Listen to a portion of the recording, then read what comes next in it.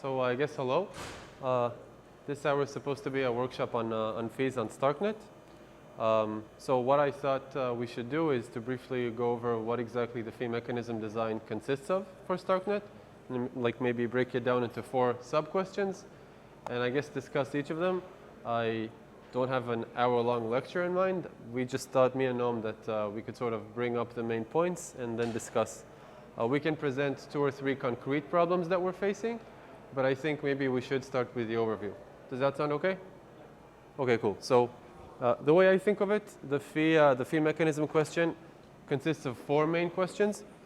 First of all is what are the protocol level resources, right? So Ethereum chose to unite all of the resources into just gas, even though behind the scenes there are actually many underlying resources. For example, bandwidth, storage, execution. They coupled all of that into gas. So there's an obvious question of whether or not we try to do the same or not. That's the first question. Second is, after you define the resources abstractly, you should figure out some concrete way to convert Starknet operations into these resources. So specifically, Cairo is divided into like atoms that are called libfuncs. So you should somehow price every single libfunc into units of resources. So that's that. The third is the structure of the user bids. So if I'm a user and I want to send a Starknet transaction, I want to pay, probably I want to pay money for sending my transaction. What is the structure of the bid that I'm supposed to send? Do I just give like a maximum budget? Do I pay per unit? Can I ignore some of the resources? So what's the structure of the bid? And the last one is what is the mechanism by which I can be charged for my bid? So if you look at something like Bitcoin's first price, you're charged what you bid, right? It's pay your bid. If you look at 1559, you bid something, but you cannot be charged for your entire bid. The semantics don't allow that. You can only be charged the fixed block price per unit gas, right? So that's the 4th question. So I thought we can just roughly go over our thoughts on each of these 4 questions and present a concrete challenge that we're facing and what you're thinking about it. Noam, do you think, does it sound okay to you? Do you want to add anything? That sounds very good. And one thing I think it could be like a 2-way street. So, feel free to stop at any point, ask questions, make suggestions. We're trying to make it as much a discussion and less of a lecture. Yeah, right? exactly. Less of a lecture. Okay, so what are the resources? I think we can list like 4 or 5 like obviously distinct resources. So they would be execution.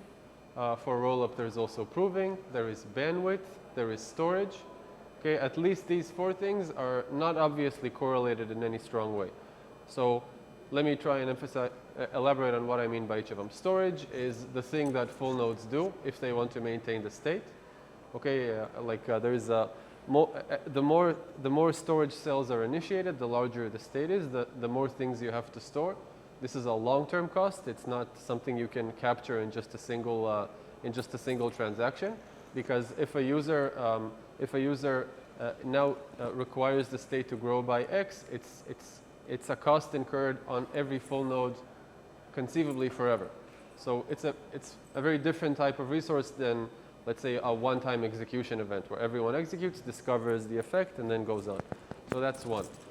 Execution and proving, they seem to be correlated, but because of the way Cairo is designed, they're actually not correlated.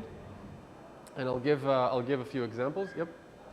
The VM gives us some metrics that captures all 3 of them together, right? Can you explain? So the relation between the proving and the execution. Yes. And the VM also, while executing, can ascertain what the storage will look like. Yes. So in some sense, we can we can make it single dimensional by just measuring some facts about the VM. Yes. So to begin with, the VM, keeps track of the important resources. How many, commands of this type, how many trace cells, how many calls to this function, and so on. So it can keep track of everything, of all these parameters. But we don't want to get like an arbitrary function that's taking in, 12 complexity measures and outputs and weird, right? So we somehow need to actually combine them in a reasonable way. We want a mechanism that is a supply and demand based, right? So if you have one type of resources there may be high demand on one, low demand on the other, etc. So that's.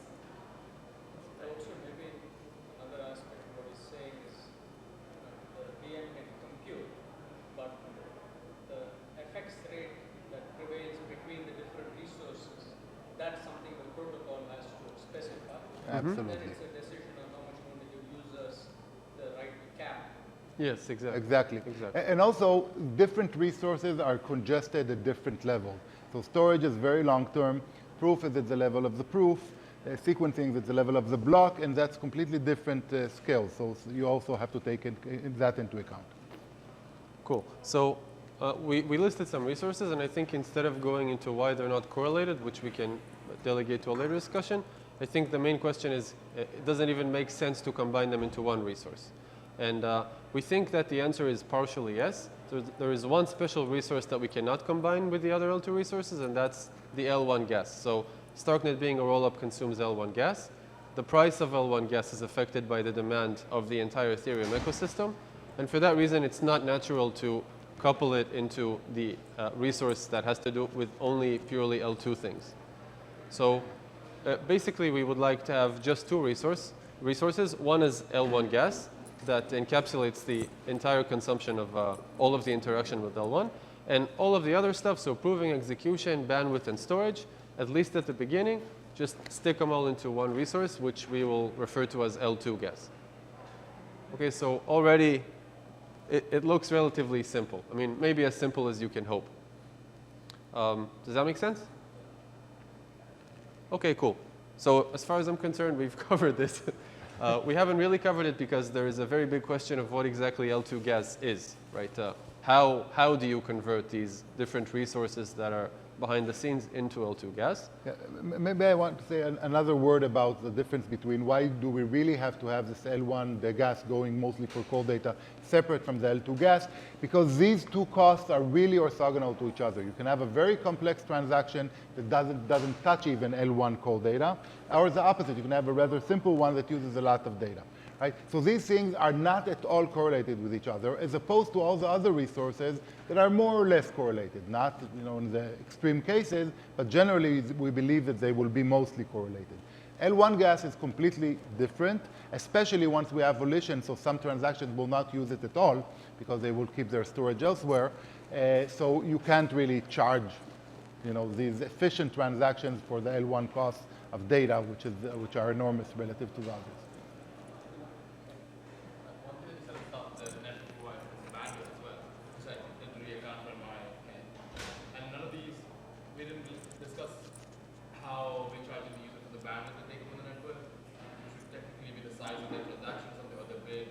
Yeah, so I think bandwidth should be measured in terms of sort of the payload, like the byte size of the transactions or of the blocks. And I think it makes sense to cap it, but I think as far as pricing goes, I don't think we're planning to explicitly include it. Maybe there will be like a protocol level limit that is orthogonal to pricing that just prevents blocks that like exceed a certain size from being valid.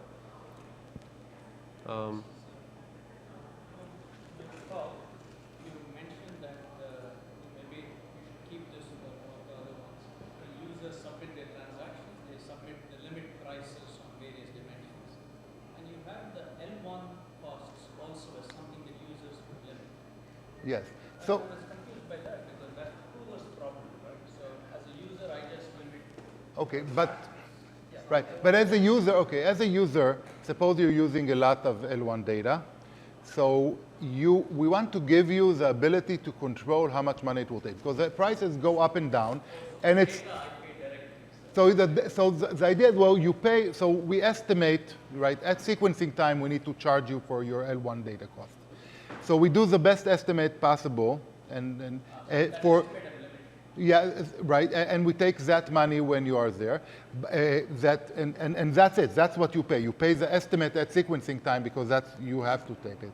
But the point is, as prices go up and down, maybe you want some control over your transaction. You're saying, I'm not willing to have my transaction run when you think that the data costs in L1 are going to be 100 GRI or something like that. So that gives you extra control. Okay, cool. So now we've closer to covered it. So I want to move to the second question, unless anyone has any objections. There's not much to say here. It's more of deciding, just more or less arbitrarily deciding how we want to convert Starknet operations into resources. It's very reminiscent of what Ethereum did. They had like a bunch of benchmarks running on a bunch of different operations, and then they just looked at hardware which seemed reasonable. They looked at the resource expenditure, and then they made up numbers. And we think that's a pretty reasonable way to move forward, so we plan to do the same. As far as what are the details, we haven't worked that out exactly yet, but expect it to start, expect these benchmarks to start appearing in the upcoming months, I think. Well, the difference is we'll also measure proof. Yes, yes. Yes. So it can be the maximum between the on-chain resources and the proof. Yes. Yeah. So the real question is, you would like to measure exactly what congests you, what your bottleneck is, right? Because otherwise you just give everything for free or for cost or something like that. So you really want to measure as closely as possible what really is the thing that congests you. And of course, there are many different things that may congest us. We believe that most likely that the sequencer time will be the #1 issue, usually. But we want to make sure, especially for the worst case, to not be susceptible to denial of service attacks, that you pay for anything that can congest us even, right? So that's exactly the kind of thing that we need to measure separately and take like the worst case, as long as it doesn't hurt the average case also.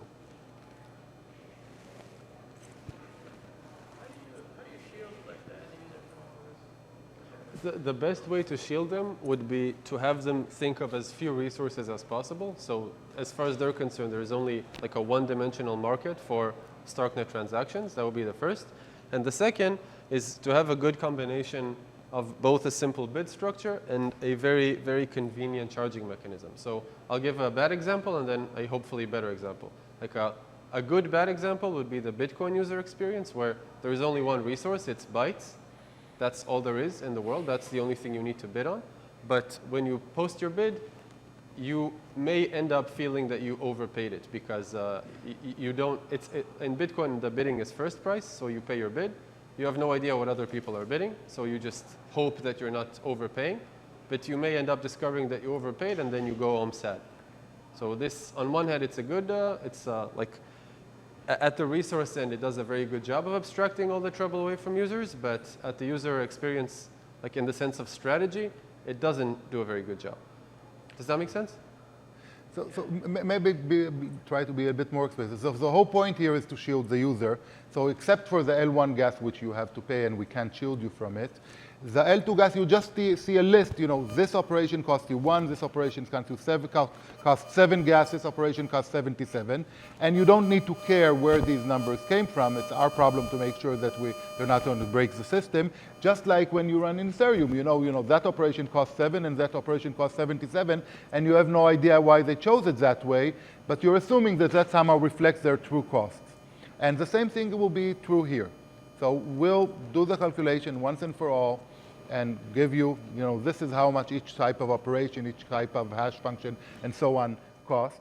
And you'll take that into account when you build your program, because you understand the relative cost of different operations. That we're not yet there. That's like the #4. That's the bad part of Bitcoin, maybe we will get back to it. So, Yeah, there's another question? Yeah.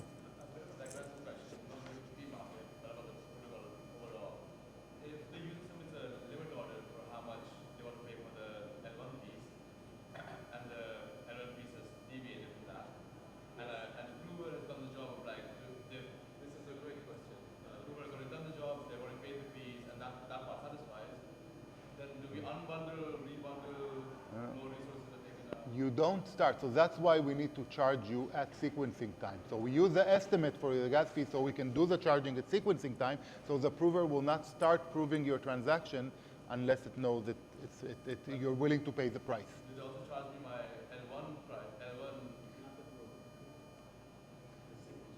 The sequence charges for everything. Everything. My fees, the one ERC20 transfer that I'm saying I have to do, encompasses my L1 fees in it as well, right? Yes. And let's say the component that I paid for it was like $2, but now the cost of, by the time the prover generates the proof and everything, the cost of No, you pay according to our price estimate at sequencing time. We have to shield you away from this risk that maybe by then the price will go up. Okay? So there's going to be an entity at the beginning. Now it's going to be us, basically, the centralized sequencer, that is taking the risk. It may probably charge a little bit of money for taking that financial risk on itself. But basically, you're paying now for money for gas, for future gas. Sort of like an implied futures market for gas price. We'll always charge you according to the L1 gas price estimate at sequencing time.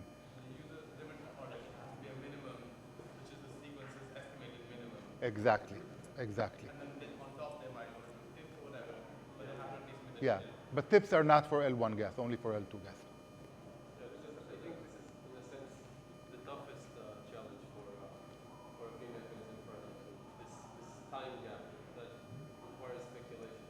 It's not exactly clear how you handle it. Like you can say protocol level futures market risk, but you may get concerned. Yeah. Sorry? Oh, right now. So right now, the latency from a user sending a transaction to it appearing on L1 is usually a few hours. So that's a few hours of speculation. That's quite a bit of time. Yes, but it's not a clear-cut yes, because on one end, if it comes down, then the speculation time narrows, but it's also less efficient because the more proofs are bundled into one small, so the more transactions are bundled into a small proof, the more the marginal proving costs decrease. You're compressing many transactions to one small proof. So if you give me like a week to compress things into a small proof, I'm more efficient than if I just compress for an hour. Yeah, the trade-off is latency versus cost. So, in principle, we could put a proof every 5 minutes or something like that onto L1. That would have low latency, but it will be very costly because proofs are costly in terms of actual money. We can always also wait for a week and only once a week put things on the blockchain, and that will be high latency, but will be very cheap. And now the trade-off, the point of the trade-off is some kind of, it depends mostly on the, let's say, on the TPS or something like that. The more we have usage of our system, the more we can efficiently, from an economic point of view, decrease latency. The thing is, as Starknet hopefully becomes more and more popular, and we have more transactions per second, our own scale increases, and also the proving technology improves, we can take that time down, but there will always be some delay. It will never be instantaneous. So even if we take it down to 30 minutes, we still have that gap. Yes, it's planned to be dynamic. In a sense, it's dynamic now because the latency is not fixed. It's bounded. How does the system work right now? There is just one operator of the whole thing, the sequencer and the prover. It's just a company Starknet. And the way we decide when things are posted to L1 is when if one of two conditions is met, either many jobs arrive, like many things to prove arrive, and as soon as we compute them, we put it on L1, or too much time passes from the earliest job that still hasn't been proved. So in that sense, it's dynamic. If the demand is very high, then the frequency will increase. That's already true right now. The trade-off is between latency and fees. Should we consider like giving the user the choice for the upper bound of their latency? And it makes the protocol quite hard, but maybe the user should get some expression and say, I am fine with getting L1 finality after 2 weeks. That affects everybody, right? Yeah, it has to be like a global thing, right? We're not going to have separate proofs for different latency, desired latency. It's going to be one proof. Okay, and the basic idea is we want like the added cost of the L1 to be relatively small to your total fee, right? That's when it starts being efficient, right? So it's not going to be a major part of your direct fees. Hopefully that's going to be somehow amortized within the rest. And that's opposed to, data, your own call data fees, which are your own, right? And it doesn't really, and the latency doesn't matter. So as more and more users onboard to like Starknet, and we have more demand,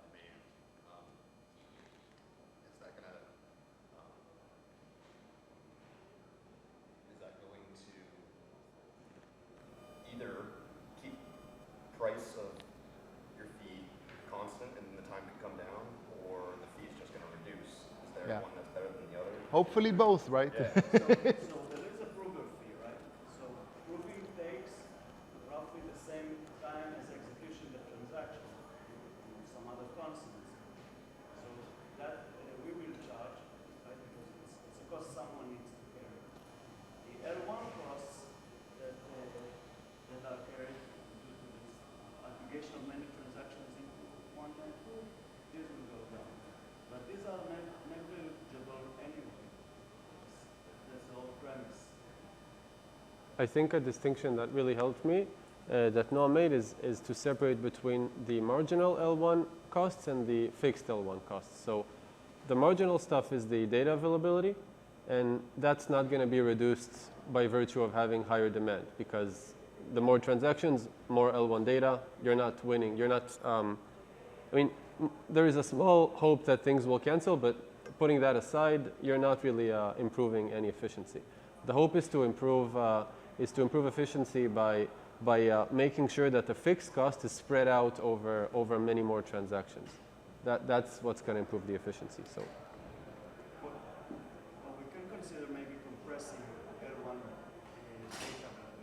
Yes. And if you compress, then maybe that will be That's the thing. marginally lower. Yeah, that's the thing I didn't want to go into, but yeah. The compression, then the user maybe needs to repay because you don't know what compression. I guess if you amortize it, you always get like 30% compression. But you could approach it from the reverse way and say that you don't post an L1 state update until some threshold of information has been reached. So you could price like the reverse way. It's the same thing we do with the proofs that we just discussed. We wait for the enough computations, so we wait for the other. So as you keep going along, and then keep it in a state that you need to keep compressing it to see if it's meeting the quota. Yeah. Of the state. Actually, something pretty similar is happening right now. Up until recently, we used to close Starknet blocks even if they were relatively empty. And that resulted in quite a bit of wasted money because when we send a Starknet block to the prover, our computational costs are more or less independent of how much the block is full. So if the block is relatively empty, we're wasting money on proofs. And now we changed our policy so that we don't close blocks until they're relatively full. And I mean, that's an example of this sort of reverse pricing, but it has a pretty big drawback that it makes the block times non-constant. And we'll see later why that's a major bummer. So yeah. And the user also loses security not for any action of theirs, because if there's not enough transactions you produce, and while a user produces a transaction, but I will only get L1 finality after way after. Yes. Yes.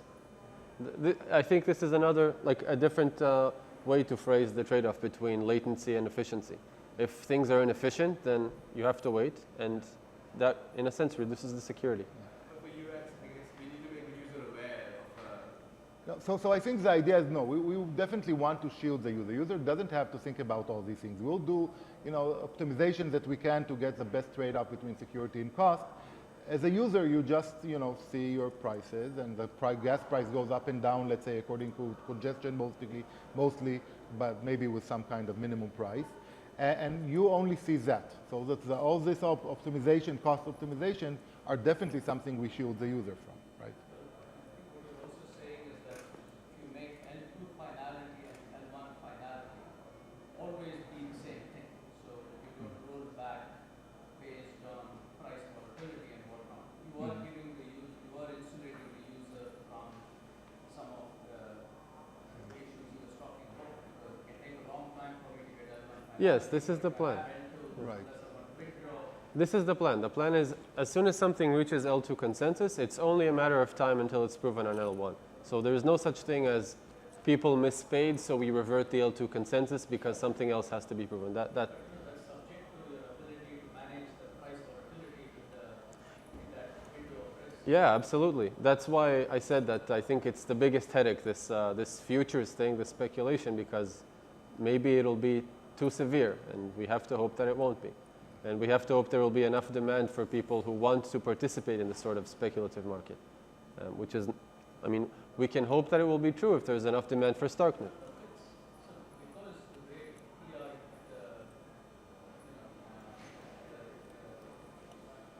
the pricing will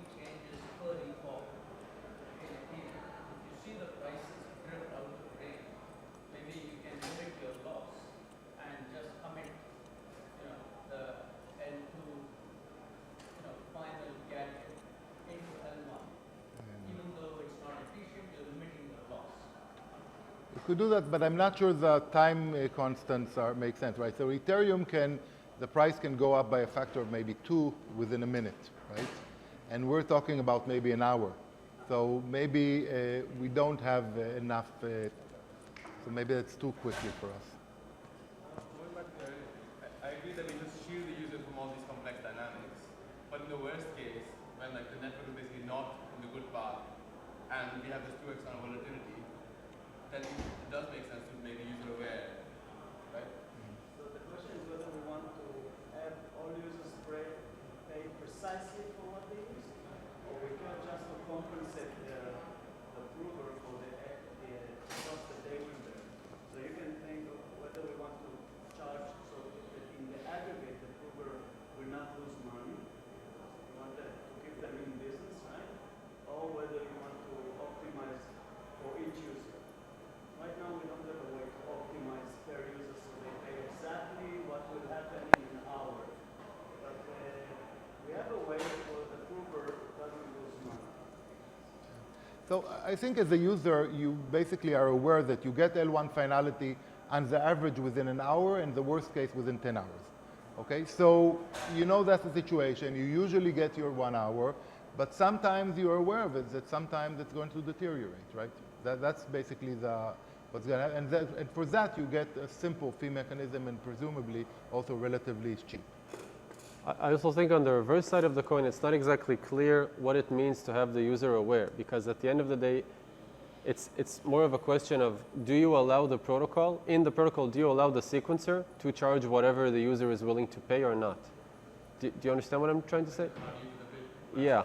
If you now allow, so it would be very nice and very simple if everyone paid the same price for a unit of L1 gas in the same block. But the direction you're going in is a direction where there is a market on L1 gas, which is something we would like to abstract away from the user, because otherwise you now have two parallel markets, and we just wanted to have a market for the L2 gas. So this would not be ideal. Okay, so yeah, sorry. The fee estimation. Sorry? The fee estimation for the user. How is it made? How accurate do you think it's going to be? Like how I think this is mostly a question for wallets. I mean, we have a relatively, I guess it's not. Are you asking about specifically like the F1, the futures gas for L1, or like the general question about fees, which will come, so. in the sense that, you know, if provers will get underpaid sometimes and they get overpaid sometimes. Okay, so no. The provers, okay, so when we're decentralized, let's first talk when we're centralized and then see what happens when we're decentralized. So when we're centralized, basically the sequencer and prover, which is now the same entity, takes the risk upon himself. Sometimes they will lose, sometimes they will gain. On the average, we want to be even. Okay? Now what happens when we're in a decentralized world where the prover now is this extra entity and he maybe is not willing to take upon himself the risk of the price going up or down? In that situation, we should have, and we tend to have, an outside futures market where some other entity exactly wants to take that risk upon himself. So the prover will not take the risk. The prover will have an external party that is going to actually pay the actual gas fees at proof upload time. And that external party is exactly the one selling these gas futures. So they will, demand what they want. There will be like a market, so there's competition there. And then the prover is not at all at risk, because the prover just gets, his actual fees reimbursed. The way I think of it is there's going to be a piggy bank that's funded by the futures market, and when provers or whoever wants to post something on L1, they pay from the piggy bank. It's not an expense they have, and it's not economic calculation they perform. It's just there for them. That's what you hope the future market does, that it swallows this thing.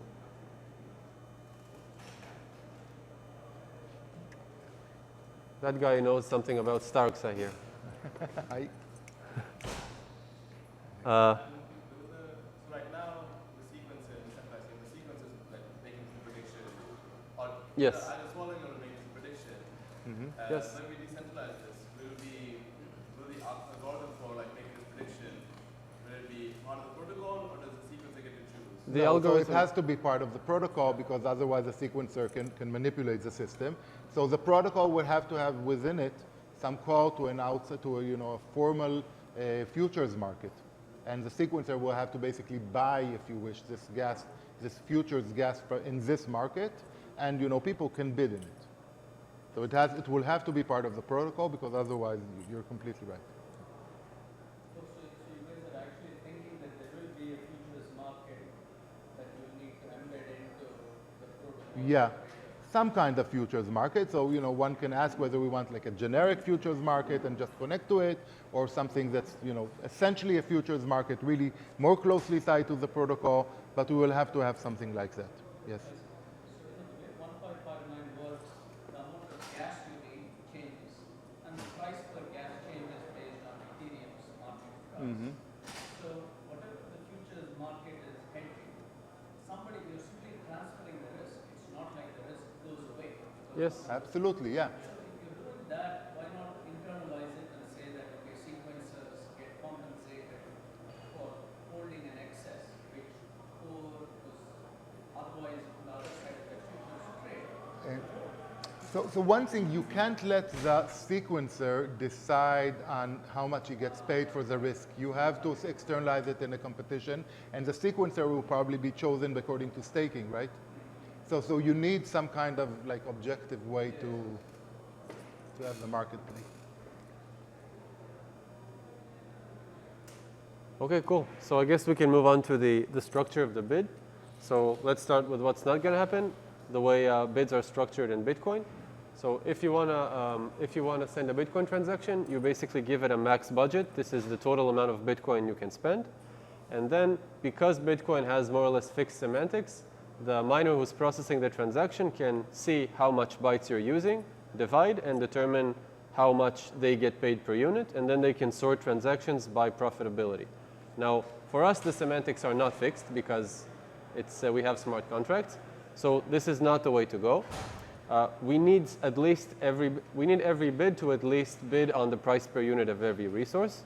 And more or less what we want is to complete this in the simplest way. So the bid structure will be you bid on the price per unit for L1 gas, the price per unit for L2 gas, and the max amount you're willing to purchase of each resource. And that's it. That's all there is to it. Okay, I lied. That's not all there is to it. Because what I didn't mention is the tips, and the reason I didn't mention the tips is that I want to sort of weave them into the discussion about question number 4, which is what is the charging policy. So it's like, is it pay or bid? Is it something like 1559? But as far as the basic structure of the bid, does it make sense? I think I'm missing something. Yeah. So the user says the price per unit for L1 gas, Yes. and the sequencer charges it at time t. Yes. But the sequencer pays L1 at time t plus t prime. Okay. And if this bids don't match, then we're hoping that the futures market swallows this, right? Mm-hmm. Yeah. Are you concerned? Yeah, so the futures market seems like the right policy to decide now. Yeah, agreed. I just want to say, just look, futures market sounds like a big thing, and when it's decentralized, it's not a trivial thing. But just consider what is our futures market, let's say today, when it's centralized. So our future markets goes like this. We see what is the current price on Ethereum and say, oh, that's our prediction for the future. Okay, we're not even doing extremely clever learning right now. And that's not a bad futures market, right? On the average, we're doing fine. It's about break even, right? And it's very little computation. Okay, so you can have a futures market that is not that complicated, but of course someone takes the risk, right?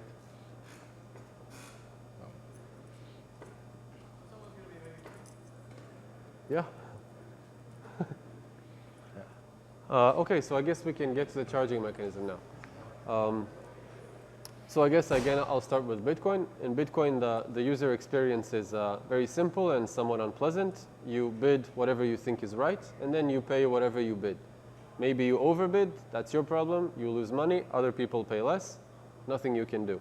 One of the things that Ethereum set out to improve is exactly this problem of strategic bidding. And I think it had two main candidates.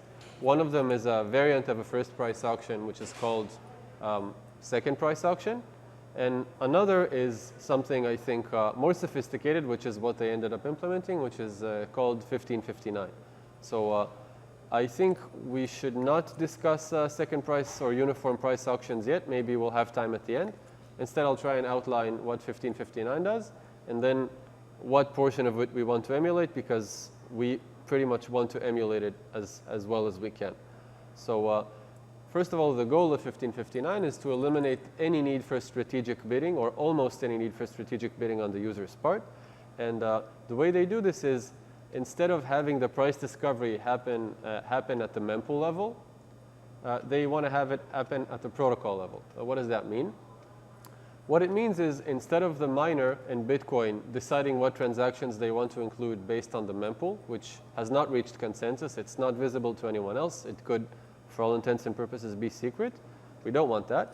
Instead, we will measure the demand, and the supply is, we set it, but we will measure the demand for block space by looking at the size of the blocks that have reached consensus.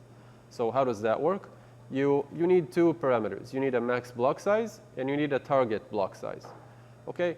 In Ethereum's case, the target is exactly half of the max. And now the mechanism is very simple. If you're over the target, price goes up. If you're under the target, price goes down. So this is a simple way to discover the correct price by taking into account the demand against the supply. So that's in a nutshell 1559. Behind the scenes, there are two main subtleties. One of them is that this thing doesn't always work. Specifically, the concern is if there is so much demand that everyone is paying. Okay, I think I forgot to say. Yeah, I forgot to say an important thing. There is the main I guess feature of 1559 is that every block has a fixed price per unit gas, and this is the thing that's set by the price discovery, right? So if you submit a bid and let's say you're willing to pay like infinitely much ETH for a unit of gas, and the price per block is 30, it's impossible to charge you more than 30. You can only be charged exactly the price per unit at the block. So this exactly eliminates any need for strategic bidding, right? You want to buy a cucumber, you think, how much do I value the cucumber? You post your bid, and then you get change. If you overbid, you receive the difference back. This is very different from Bitcoin, where if you really like cucumbers, you're going to pay a lot of money for cucumbers, even though other people won't pay as much, right? So that's the base. Now, 1559 has a fallback to a first price, which is called the tip. And the fallback is needed when there is so much demand that the base price doesn't change sufficiently fast, right? The base price, the price per unit that's fixed throughout a block, it changes as a function of block time. If the demand increases much faster than blocks happen, then the price change is not responsive enough. And people are basically waiting. Maybe you bid 1,000 per unit and you bid 50 per unit, and from the protocol's perspective, if the price is 50, then you're equal, which is not good because you're willing to pay more money to get included faster. So that's why they have the tip. The tip is supposed to be a sort of, that's how they call it, a priority tip. It's supposed to be a mechanism that allows people that really, really want to get in, despite the high demand, and they can move forward in line. So that's the first part. And the second part, which is sort of a macro peculiarity of 1559, is the fact that you can't pay the revenue from the fees directly to the validators. It actually is burned. So the Ethereum validators, even though they process transactions, and these transactions have marginal costs and fees that they're willing to pay, these are not profits that directly go to the people that process the transactions. And the reason is to prevent these people from colluding. So what do I mean? If I'm a validator, I want to get paid as much as possible. So it's in my interest to drive up the base price as much as I can. It's easy for me to do that because I can include transactions from me to myself. These cost me nothing, but they inject fake demand into the protocol. which nobody else can know that is fake. And that would drive up the base price. That would result in a very bad user experience. So Ethereum has this macro peculiarity. Noam, do you want to say a few words about it, maybe? No, I think you described it okay. Yeah. Okay, great. So inside of this story, there is a hidden assumption that makes things work, that the block times are more or less fixed. Where does this assumption come in, or what happens if this assumption breaks? So for increasing prices, there is no problem. Okay, maybe I should go the other way around. What is the setting we're in now? Let's suppose we're now in a setting where blocks are not closed every fixed amount of time. They're only closed when they're relatively full. So think of it as like an aquarium with water dripping in. You don't switch the aquarium until it's almost full of water. Okay, so block times are not fixed. They're a function of the demand. Okay, so what happens now? If there's a lot of demand, then the aquariums fill quickly, they're switched quickly, so the price responds quickly, it increases quickly. So when you want to discover a price upwards, it works very well, even better than fixed block times. The problem is what happens in the other direction. The other direction is actually a big problem because maybe people bid up to a pretty high price, and now the demand disappeared. For example, there was an NFT drop, it was over, or people realized that they don't care that much about NFTs, and they stopped showing any interest. And now everything people want to do on Starknet is, God forbid, only buy cucumbers. Okay, so the price per unit gas people are willing to pay is very low now.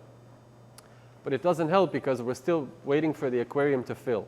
And until it fills, the price is still the high price from before.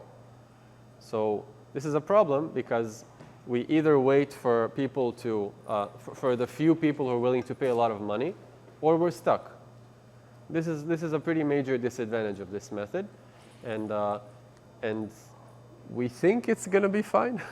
No, okay, so let's see. So, you know, Ethereum changes, the fees can go up or down by 12.5% every block. So that's approximately 1% every second.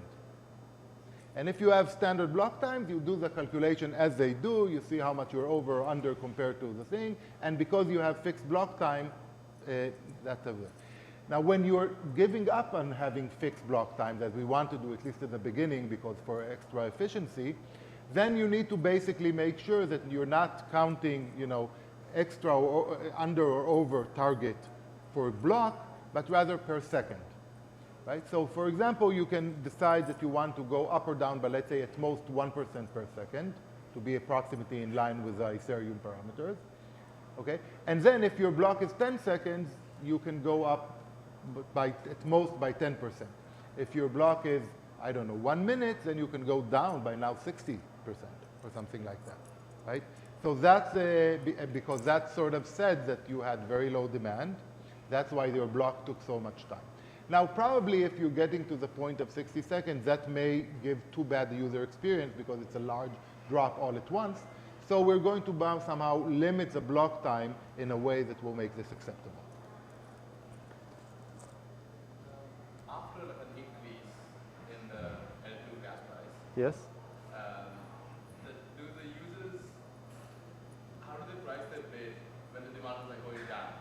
I think, Do they bid at a higher price? I'm not sure I understood the question. Maybe can you repeat it? So let's say the L2 gas price increased. Yes. And now my bid for the L2 gas price has to be at least that, right? Yes. At a higher bid. But the demand is decreased. Yes. So I'm overpaying? No. So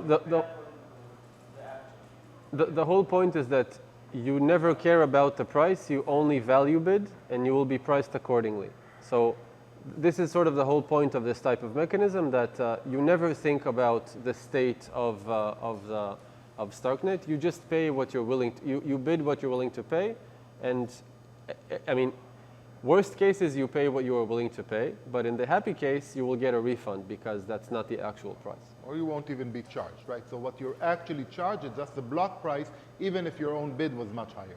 Yeah. And that's the whole point. So, so this problem that you mentioned of block getting stuck because the gas fees are too high Yes. for new transactions to happen. So how can that happen? Because you just get new transactions that bid below whatever was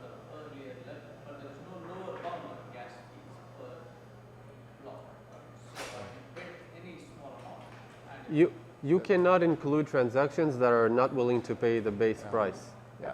So the base price is too high. Yeah, Yes. even in Ethereum, you have the same problem. Suppose there was this peak, now the price is, I don't know, $10 for something, and you're willing to pay only 1 cent, you will have to wait until the base price goes all the way down. So that's maybe a factor of 1,000. It can take you, I don't know, a few minutes, right? So anyway, you will have to wait until the base price goes down. Even though there's enormous amount of demand at very low prices, the protocol by design doesn't change the price immediately. It just goes gradually.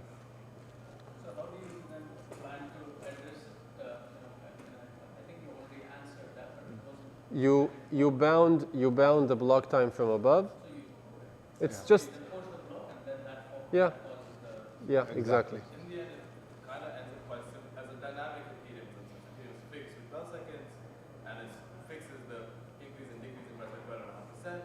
Whereas we allow for a dynamic, like increase and decrease, but we just limit how much the increase can be, which kind of puts us an upper bound on the block time. Exactly. In a sense, it's an interesting take on it, because what you have in this dynamic way, in this dynamic setting, is you have a mechanism that is really good at dissipating congestion because prices increase really quickly, but it's not as good at dropping them to invite people back after the congestion has been lost. So Ethereum doesn't behave exactly in that So way. you want like an upper bound on block size anyway, just for L2 validity, finality, right? But the making the prices not too jumpy is an additional reason why you want an upper bound now on block time. And you prefer to run the block rather than have a base price decay with time, because that's. So the problem there is if you say that the base price decreases with time, then it's Based on the level of unfreedness of the block. yeah. But during this time where the price drops, there are no blocks being created. Then you're back to the world where the price setting is the inclusion is based on the mempool, right? You're no longer judging what the price should be according to things which have reached consensus. Right? I think it's more that there is an implicit Dutch auction that is happening as the base price. Yes, but the auctioneer can't be trusted, so you don't know what the sequencer is doing behind the scenes. Is it filling up its mempool with transactions from it to itself and keeping the price high? You have no idea what's going on. You can't see the mempool. Yes, Yeah. exactly. So exactly, your dilemma is within a block, are you allowing yourself to have variable different prices or not? If you're allowing that to yourself, then you have, it's not that the price is fixed according to observable, agreed upon consensus things. And if you're not, then you have exactly the problem that we have. Okay, so I think I want to end with like 2 threads. One of them is we said that we have this magic 1559 with variable block times, but in 1559, the Ethereum version, we know what the parameters are. The parameters are max block space and target block space. Here, there is no point in setting such a thing because the block size is variable. So how do you define what exactly is the adjustment rule? That's one question. Like, how do you define this variable 1559 formally? And Noam will answer that because he made the formula. So that's one. And the second is, maybe I'll start with it because it's going to be short. Okay, so what would be the formula for that? So let me write it in a way that can be understood. So you're going to have basically an important parameter, which is R, let's say call it R, which is percent change, max percent change per second. Okay, let's say 1% per second. And then you're going to multiply your price by something that looks like e to the power of R times T times a number that goes between -1 and 1. Okay? So what does that mean?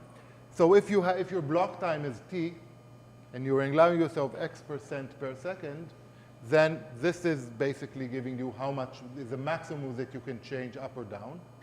I'm putting that in the exponent, but e to something small enough is like 1 plus that's something small, or 1 minus that's something small. And then you need a little expression here that basically if you're at 0 and your target is something, you want -1, you want the price down to go all the way down.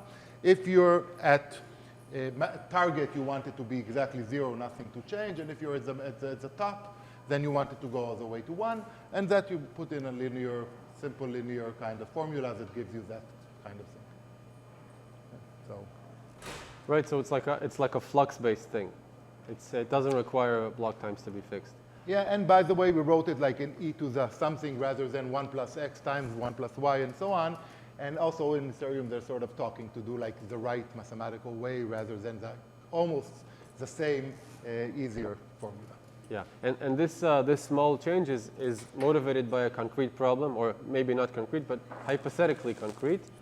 In Ethereum, if you have empty blocks and then full blocks, and then like the even blocks are empty and the odd ones are full, then the behavior doesn't exactly balance itself out.